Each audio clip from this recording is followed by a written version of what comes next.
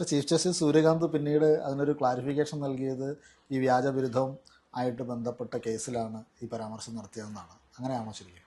ആ വീഡിയോ കണ്ടാൽ നമുക്കറിയാം അങ്ങനെയല്ല.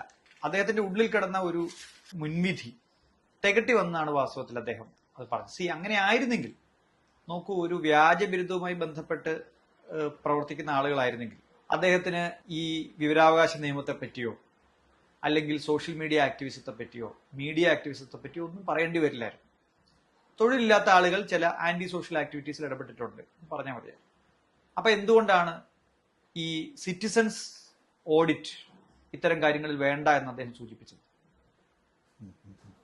ഭരണഘടനാ സ്ഥാപനങ്ങളോ സർക്കാർ സ്ഥാപനങ്ങളോ ചെയ്തോളും ആ പണി. അത് വിവരാവകാശ നിയമപ്രകാരം പൗരന് അതിന്റെ ബാധ്യത ഏറ്റെടുക്കേണ്ടതില്ല എന്ന് പറഞ്ഞാൽ ജനാധിപത്യം നടത്താൻ ഇവിടെ സർക്കാരും ആളുകളും ഉണ്ട്, അതിന് പുറത്തുള്ള ആളുകളുടെ സഹായം ആവശ്യമില്ല എന്ന രീതിയിൽ ഉള്ള പരാമർശം എന്തിനായിരുന്നു?